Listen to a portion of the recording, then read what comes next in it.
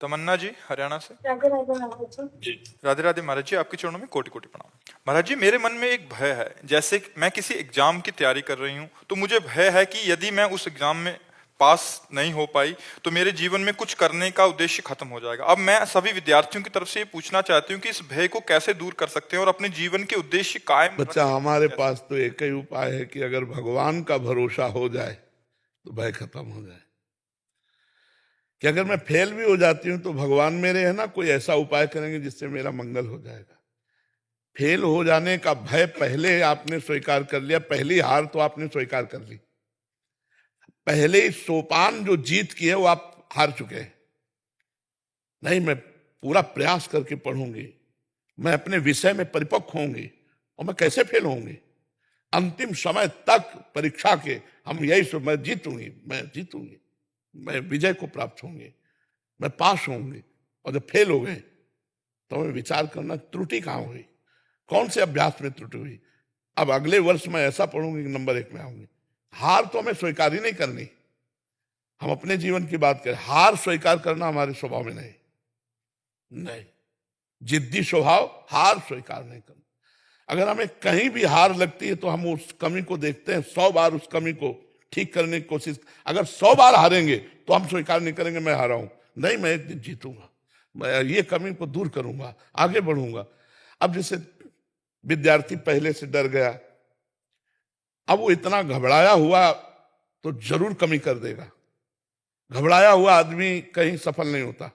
हमारी बात समझना, चाहे खेल में हो, चाहे पढ़ाई में हो, या किसी भी हो, थोड़ा निर्भय होना चाहिए। घाटा हो गया, अब क्या होगा। अब वो इसी चिंतन, निगेटिव चिंतन क्यों करते हो। घाटा होगा तो देखा जाएगा। एक बार हम देखते हैं इसको, हम अपने भाव को देखें। तो हमें पहली हार तो ये हमारी हो गई जो मैं भयभीत हो गया।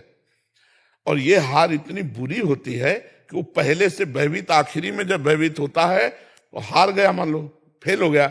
अब उसको कई चिंतन, माता पिता का इतना पैसा लगा, वो क्या डांटेंगे, और हमसे जो कमजोर मित्र है वो तो पास हो गए, ये सब मेरा उपहास करेंगे, और उसको लगता है मैं कर लूं क्योंकि इन सबसे बच जाऊंगा।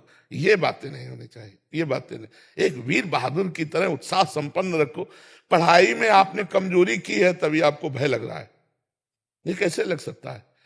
अगर आप संयम से चल रहे हैं, आपको सच्ची बताता हूं, अगर आप ब्रह्मचारी हैं, संयम से चल रहे हैं विद्यार्थी जीवन में, तो कोई भी पूरी बुक का बुक बोल दो और 10 बार सुनाओ और इसके बाद हमसे सुन लो।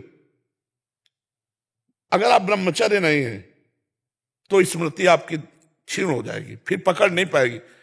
क्या है, क्या हमारे आध्यात्मिक ग्रंथों से कठिन है आधुनिक पढ़ाई। आप विचार करो, अलौकिक सत्ता की जानकारी, यहां तो जितनी जानकारी है सब लौकिक है, और यहां जितनी जानकारी सबके ऊपर अलौकिक सत्ता की जानकारी, वो पढ़ाई है।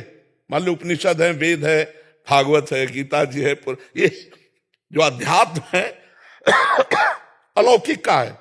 और उस अलौकिक को ज्ञान प्राप्त करने के लिए जब चला जा, अपने लोग ऐसे पढ़े रात दिन, सिर्फ जैसे विद्यार्थी पढ़ता है ना, ऐसे भगवान ने ऐसा कहा तो ऐसा का क्या भाव हो सकता है।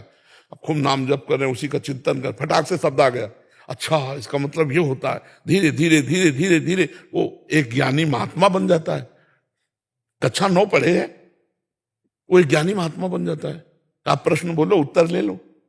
वो क्या हुआ, एकांतिक चिंतन हुआ, तत्व का चिंतन हुआ, विचार हुआ।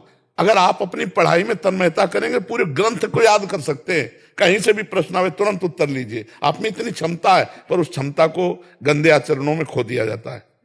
ये जो आजकल चला है ना, गर्लफ्रेंड बॉयफ्रेंड और ये सब दलित दुराएं, ये कभी बच्चों में ना आवे। हम तो कहते हैं जो बच्चे बच रहे हैं उनसे प्रार्थना है कि कभी स्वीकार मत करना, और आगे जो बच्चे निकल चुके हैं इस मार्ग में वो लौट आवे। ये बहुत गलत मार्ग है, इससे तुम्हारी स्मृति नष्ट हो जाएगी, तुम्हारी हृदय शक्ति कमजोर हो जाएगी। अभी बच्चे हो, ये अवस्था के अनुसार होता है। जब 20-22 अवस्था में ब्याह हो जाए फिर गृहस्थी में जाओ, तब वो अपने धर्म का प्रयोग करो। ये ऐसे नहीं करना चाहिए। और ये भय आदि जो है ना, इनको छोड़ो, पढ़ाई में मन लगाओ। हम पास क्यों नहीं होंगे, मेहनत किया भाई, क्यों नहीं पास होंगे। ऐसा कोई प्रश्न नहीं आता जो हमारे सब्जेक्ट से बाहर हो। आप विचार करो, हमने अपने सब्जेक्ट की तैयारी क्यों नहीं की, ये हमारी कमी है। अगर वो ऐसा प्रश्न दे जो सब्जेक्ट से बाहर हो, तब तो भाई अब मतलब हम असमर्थ हैं कि पता नहीं क्या प्रश्न आएगा, लेकिन हमारे टीचर जो हमें पढ़ाए हैं उसी में आएगा, आता है ना, तो हमने अपना सब्जेक्ट क्यों तैयार नहीं किया? हम अपने विषय में क्यों प्रमाद किए?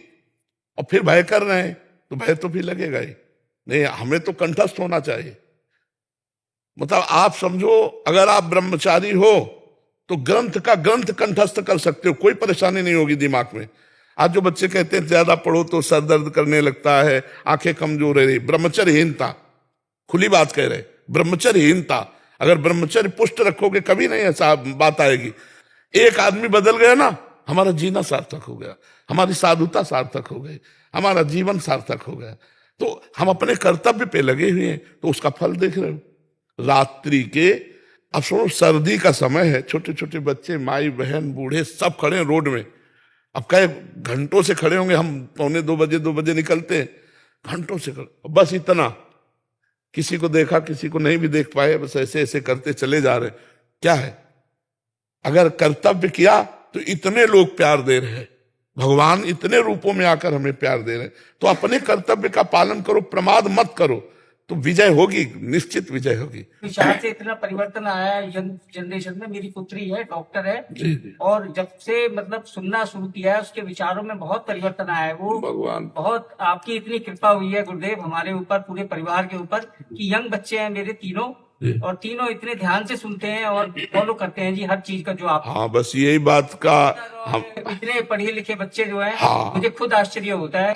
आधुनिकता में फंसे हुए बच्चे अध्यात्म को सुने, बहुत बड़ी बात है। मैं कह रहा हूँ, मेरे दोनों बच्चे महाराज जी विदेश में पढ़ाई करने गए, तो वहाँ का खान पान बिल्कुल अलग था। बेटा तो उसी तरह का भोजन भी उसने करना शुरू कर दिया था, लेकिन जब वो आया छुट्टियों में, तो एक ही बार यहाँ वृंदावन आया था और आपके सत्संग को सुना उसने, प्रभु जी जीवन बदल गया, पूरे परिवार का जीवन बदल गया। प्रभु भगवान कृपा करते, उन्हीं की कृपा, और सब कृपा करें कि सब कोई स्वस्थ रहो, अच्छे आचरण करो, भगवान की कृपा सब पर है, खूब आनंद में जीवन व्यतीत करो, बस गंदे आचरण न करो, गंदा भोजन न करो, किसी का मंगल न करो, इसीलिए मनुष्य जन्म मिला है, खूब आनंद में जीवन